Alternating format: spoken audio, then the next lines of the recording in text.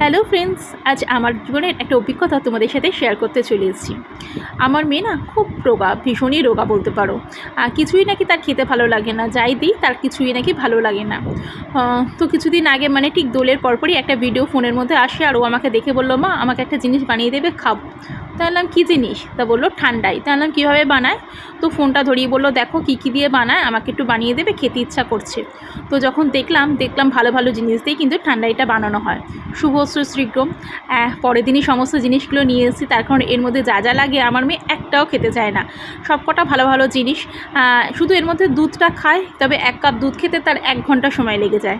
তো ভাবলাম যে ঠিক আছে, তাড়াতাড়ি করে বানিয়ে দিই। এর মধ্যে দেখতেই পেলে তোমরা কী কী লাগে, আমন্ড, কাজু, খেজুর, কলা, খুবই ভালো ভালো জিনিস।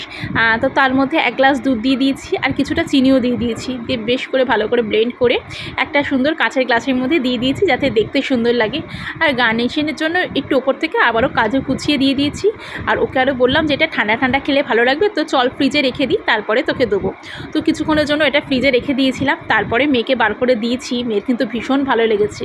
তো সে কিন্তু বলেছে, মা আমাকে কিন্তু এটা মাঝে মাঝেই দেবে, আমার কিন্তু বেশ ভালো লেগেছে, আমি মাঝে মাঝে এটা খাবো। তা বললাম একদম ঠিক। তো আমার মতন মা যারা আছো, যারা বাচ্চারা আর কি সব খেতে চায় না, তাদের কিন্তু একবার এইভাবে বানিয়ে দিতেই পারো। আমার মনে হয় তাদেরও ভীষণ ভালো লাগবে। আর এটা খাওয়াও কিন্তু ভীষণ উপকারী। রোজ না দিলেও মাঝে মাঝে দেওয়া যেতেই পারে। তখন আমন্ড, কাজু, খেজুর প্রত্যেকটাই উপকারী জিনিস।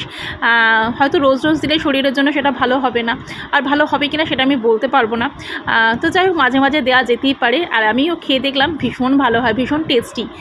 মানে আমার নিজেরই ভীষণ ভালো লেগেছে, তো মেয়ের তো ভালো লাগবেই। তো বলেছে, মা আমাকে সকাল সকাল কখনো দুধ না দিয়ে মাঝে মাঝে এরকম করে দেবে, আমি এটা খাবো। তো যাই হোক, চলো আজকে আমার এই অভিজ্ঞতাটা তোমাদের সাথে শেয়ার করলাম।